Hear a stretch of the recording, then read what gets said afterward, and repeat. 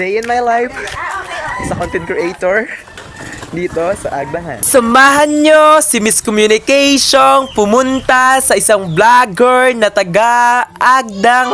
Ngayong araw kasi mga ka-Miss Communication ay may dumayo sa ating vlogger na taga Buena Vista at gusto niya makipag-collab sa amin ni Kuya To. Pag-usapan natin mga ka-Miss Communication kung bakit nga ba ako nakilala ng vlogger na ito. Pagising ko ng umaga mga ka-Miss Communication, bandang alas 9 ay may nag-chat sa akin na friend ko na si Andre Peñas Cosas. Shout out sa iyo. Sabi niya kasi sa akin mga ka-Miss Communication na may vlogger daw na pumunta sa kanila at gusto daw sa akin makipag-collab. Medyo nahihiya ako mga ka-Miss Communication pero nag-go na rin ako. Ang sabi ko sa kanya ay pupunta kami sa isang vlogger pa namin kaibigan na si Kuya Tox. Dako mga ka-Miss Communication, si Kuya Tox talaga ay kilalang kilala dito sa bayan ng Agdangan. As a simple content creator dito sa bayan ng Agdangan ay talaga nga namang naisip ko si Kuya Tox. Sabi ko dapat nating tong isama si Kuya Tox, hindi pwedeng hindi. Eh di syempre nandito na kami mga ka-Miss Communication sa bahay nila Kuya Tox kung saan laging nagbibideo si Kuya Tox sa kanilang tindahan. Syempre pinag-uusapan muna nila dyan kung ano nga ba ang kanilang gagawing content. Then nag-set up na rin sila dyan ng camera. At sa tagal ng pag-uusap nila ni Kuya Tox mga ka-Miss Communication ay nakaisip na rin siya dito ng kanilang gagawing content. Then dahil biglaan nga mga ka-Miss Communication na pumunta kami kala Kuya Tox, eh ako nga pala dito ay wala nga pala akong gagawing content. Talagang nanghihinayang nga ako dito mga ka-Miss Communication na makipag-collab ulit sana ako kay Kuya Tox. Kaso nga lang talaga wala kaming idea ni Kuya Tox sa aming gagawin. Kaya talagang sabi ko sa kanya ay babalik na lamang ako kinabukasan kasama ako ulit si Ate Angel para nga pala makapag-collab kami ng maganda. Ito naman baklang ito ay talaga nga naman talagang focus na focus sa pagbibidyo sa kanyang Diyosang kaibigan na si Ate Angel, di ba pasabog? Habang binubuo nila dyan yung kanilang content mga ka-Miss Communication ay ako naman ito na si pinapanood ko lamang kung ano nga palang ginagawa nila mga auntie. Bilang nagsisimula pala ang na isang content creator dito sa bayan ng Agdangan mga ka-Miss Communication ay talaga nga namang sinusuportahan ko lamang din sila sa kanilang ginagawa. Alam nyo mga ka-Miss Communication, talagang napakasaya ko dahil naman talaga marami na rin sa akin nakakakilalang tao. Biruin nyo mga ka-Miss Communication, talagang may nakikipag-collab na rin talaga sa akin kahit mababa pa lamang ang aking followers. Syempre mga ka-Miss Communication, kung hindi naman talaga dahil sa inyo, kung hindi nyo ako pinapanood, eh wala naman ako sa